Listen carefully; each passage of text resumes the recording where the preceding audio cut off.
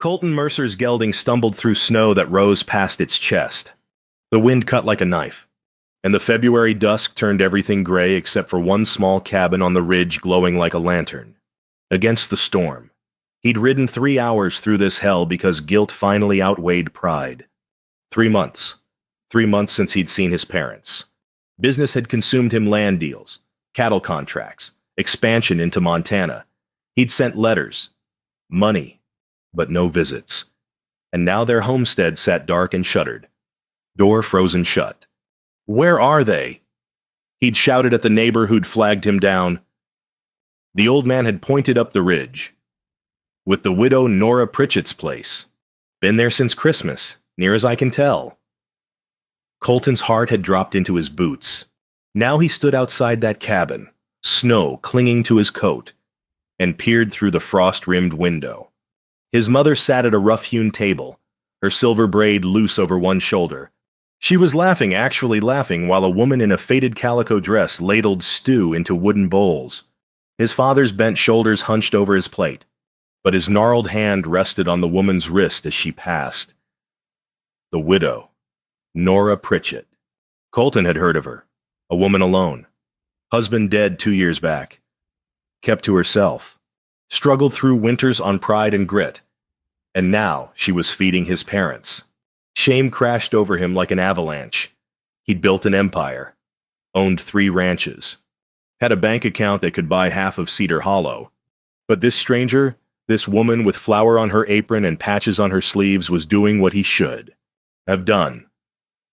An empty rocking chair sat by the fire, as if waiting. Colton's hand hovered over the door. His breath frosted in the air. Inside. His mother's laughter rang out again, warm and bright. He didn't knock. Not yet. The door swung open before he could decide. Cold air flooded the cabin. Nora Pritchett stood in the doorway, spoon in hand, her dark eyes sharp as flint. "Mr. Mercer," she said flatly, behind her. His mother gasped.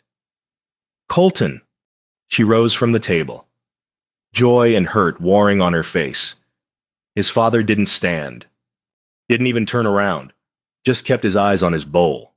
"Ma," Colton said, stepping inside and pulling off his hat. Snow melted on the floorboards. "Pa." Nora closed the door behind him and set another bowl on the table without a word. Her movements were tight, controlled. She didn't look at him. "Sit," his mother said softly, gesturing to the empty chair. Colton sat. The cabin was small, one room, really, with a loft overhead, but it was warm, clean. A pot bubbled over the fire, and the smell of venison stew made his stomach clench. "I came as soon as I could," he started. "I sent letters. We got them," his father said. His voice was rough as gravel. "Paper don't fill a belly." Colton flinched. Nora ladled stew into his bowl and set it down with more force than necessary. "Eat," she said. Not an invitation, a command. He picked up the spoon. The stew was good, better than anything his ranch cook made, but it tasted like ash in his mouth. "How long have they been here?" he asked, looking at Nora. "Since December," she said curtly. "Found them struggling to keep their fire lit, brought them here. And you've been taking care of them." "Feeding them," she corrected. "Keeping them warm. That's all." Colton reached into his coat and pulled out a leather pouch. Coins clinked inside. "Let me pay you." It's the least. Nora's eyes went cold. The least would have been showing up. "Mr. Mercer." She turned her back on him. "This isn't a transaction. You can't buy decency." Silence fell like a hammer. His mother reached across the table and touched Nora's hand solidarity. His father still hadn't looked at him. Colton set the pouch down slowly. "I'm sorry," he said. Nora didn't turn around. "Sorry doesn't keep people warm." The wind howled outside. The fire crackled. And Colton realized he was the outsider here, the stranger in his own parents' lives. The next morning, pale sunlight broke through the clouds. The snow had crusted overnight, hard enough to walk on. Nora led Colton to a small graveyard on her land. One headstone stood alone. Simple and weathered James Pritchett, 1850–1883. She knelt and brushed snow from the grave with her bare hands. Colton stood 10 paces back, hat in hand. "My husband," Nora said without turning. "Fever took him 2 winters ago. Left me the cabin, the debts, and his good name." She paused. "I lost everything, but I didn't bury myself with him." Her words hit Colton like a fist to the chest. He thought of Rebecca, his wife, the way she'd smiled when she told him she was pregnant, the way that smile had faded as labor went on too long, too hard, the midwife's grim face, the silence where a baby's cry should have been. He'd left the nursery intact for 6 months. Then he'd locked the door and thrown himself into work, built ranches, bought land, hired men, anything to keep moving, keep building, keep avoiding the empty room and the empty cradle. He'd sent his parents money because it was easier than sitting with them, easier than facing their questions, easier than feeling anything at all. Nora stood and faced him. "You think money fills the hole it doesn't? Presence does." "I know," he said quietly. "Do you?" The wind shifted. Dark clouds gathered on the horizon. Nora looked up at the sky. "Another storm's coming. You're staying whether you like it or not." She walked past him toward the cabin. "Might as well make yourself useful." Back inside. His mother had moved the empty rocking chair closer to the fire. She patted the worn seat. "Sit, son. Stay a while." Colton sat. His father glanced at him for the first time. Didn't say anything. Just nodded once and went back to whittling a piece of wood. Outside. The first snowflakes began to fall. 4 days snowed in. Colton learned what it meant to be useful. His hands. Soft from signing contracts and shaking hands with bankers. Split and blistered from chopping wood. Nora bandaged them without comment. Her touch efficient and impersonal. He learned to milk the goat badly at first, until his father showed him the right grip. He hauled water from the creek, breaking through ice with an axe. He mended a broken chair leg, following his father's quiet instructions, and he learned to knead bread. Nora stood beside him at the table, her hands working the dough with practiced ease. "Push with your palms, not your fingers, like this." He tried. The dough stuck to his hands. "You're too gentle," she said. "It needs strength." He pressed harder. The dough began to come together. "Better," she said, almost a compliment. His mother hummed hymns by the fire.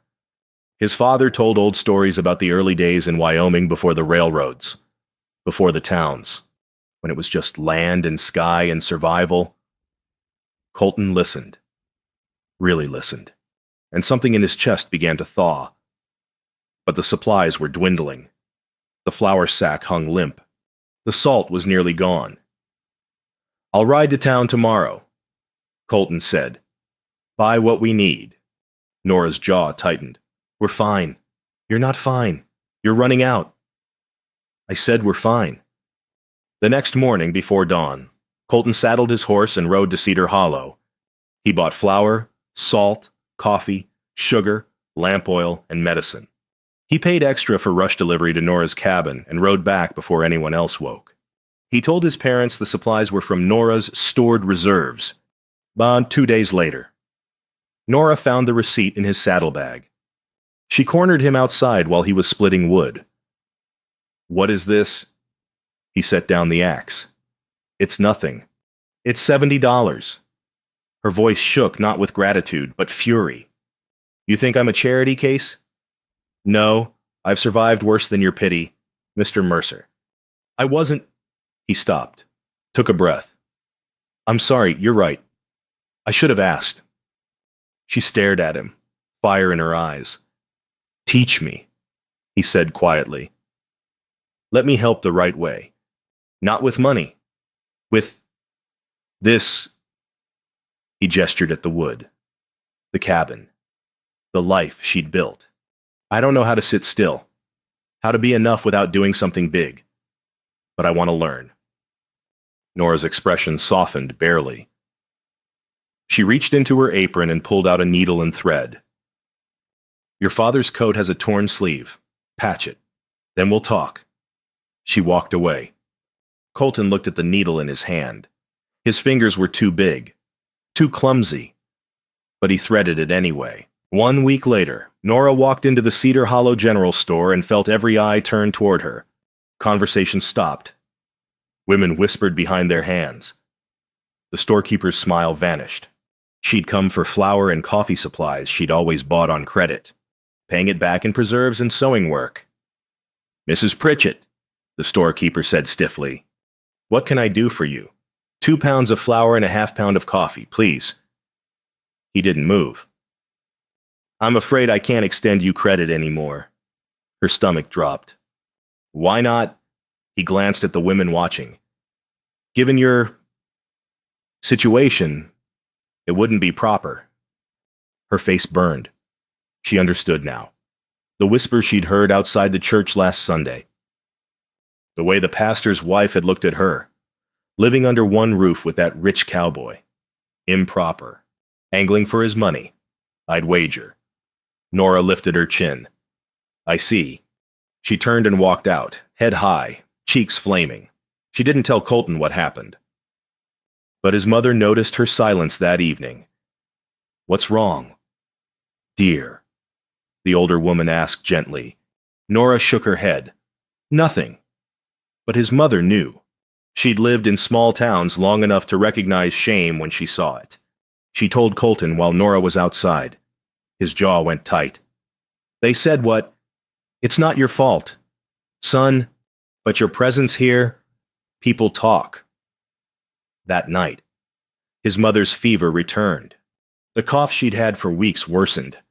She shivered despite the fire. Colton and Nora worked side by side through the long hours, cold rags for her forehead. Broth spooned carefully, prayers whispered in the dark. At dawn, the fever broke. His mother slept peacefully. Colton and Nora sat by the fire, exhausted. I built an empire, he said quietly, staring at the flames. 3 ranches, hundreds of cattle. A house with 12 rooms. He paused. I built it all because I couldn't build a crib.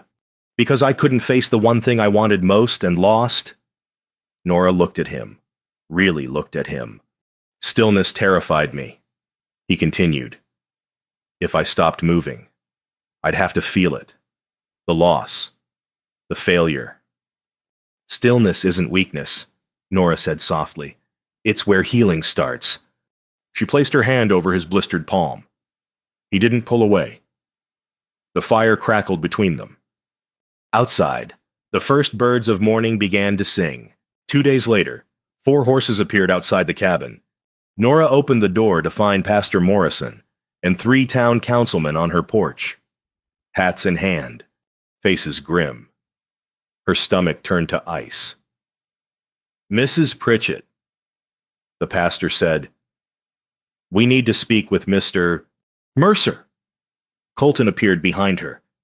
I'm here. The pastor cleared his throat. Mr. Mercer, this arrangement is unseemly. You're a man of standing. She's a widow. You're living under one roof without proper don't get out, Nora said. The pastor blinked. Excuse me. I said get out of my home. Mrs. Pritchett, we're only concerned for your reputation. My reputation. Her voice shook. Where were you when I was starving last winter?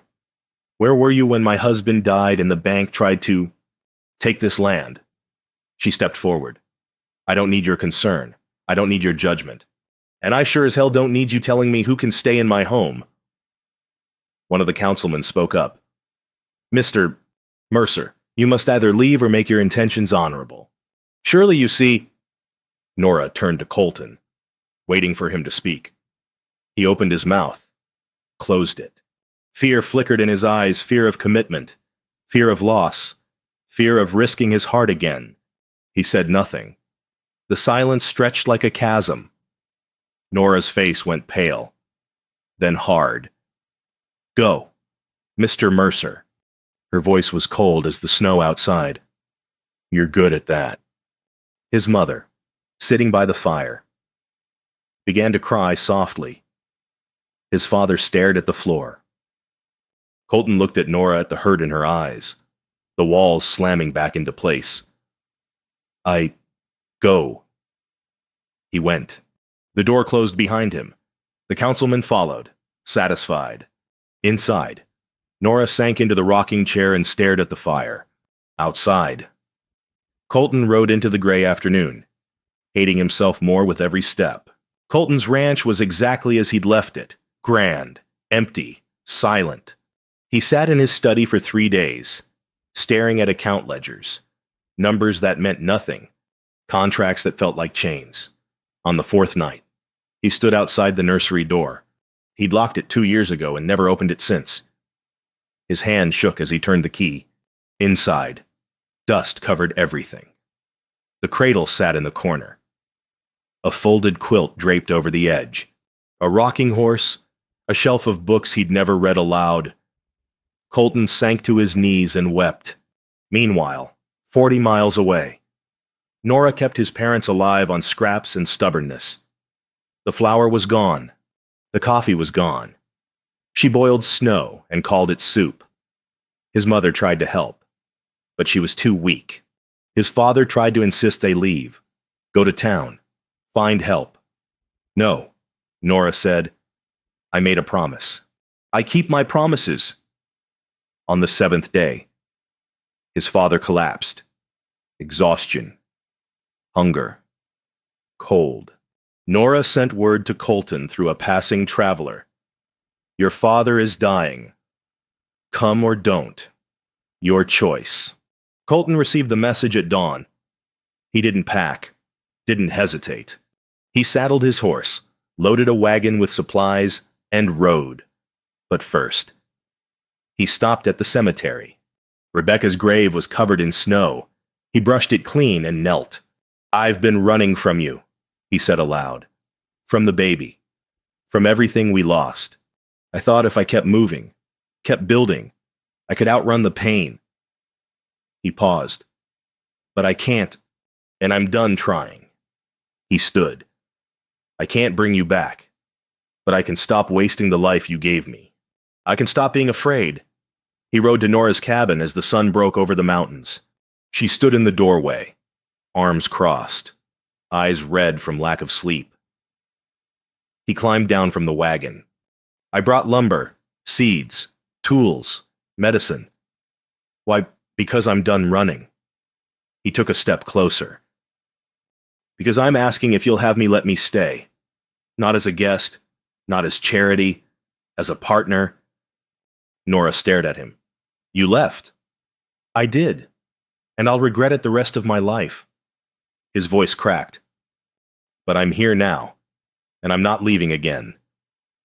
She searched his face, then looked past him at the wagon.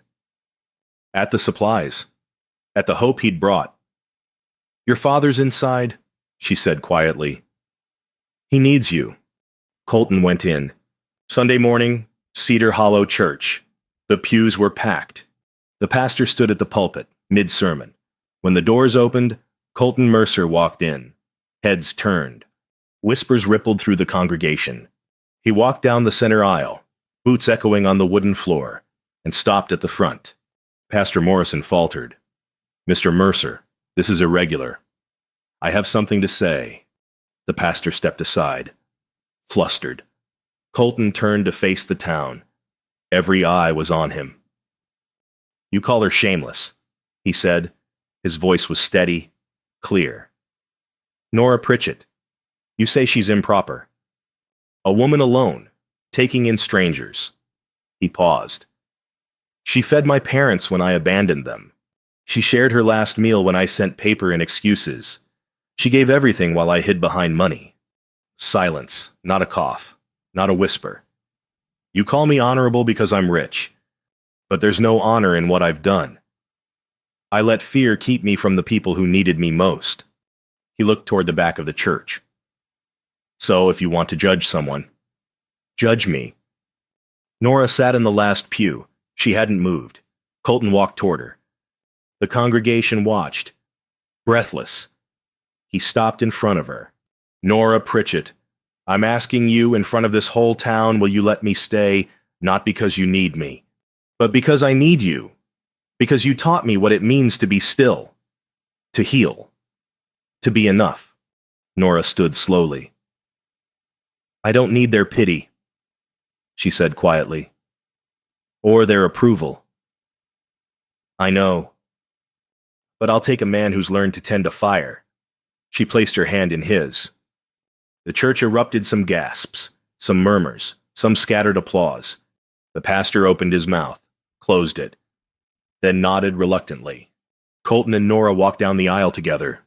His parents followed his father, walking steadier now, his mother smiling through tears. They stepped out into sunlight. For the first time in 2 years, Colton felt like he could breathe. 3 months later, May brought wildflowers and warmth. The cabin had grown, new rooms added, a proper porch built, fresh paint on the shutters. Colton and Nora worked side by side every day. He learned carpentry from his father. She taught him to plant a garden. Together, they rebuilt not just a home, but a life. The town came around slowly.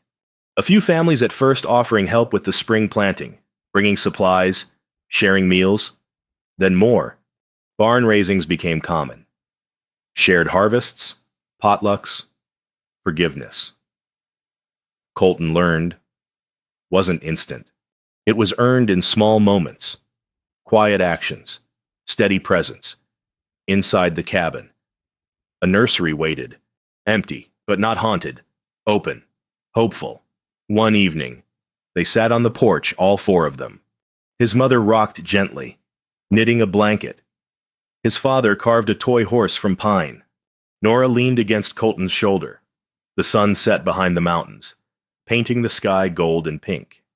You came home, son, his mother said softly. Finally.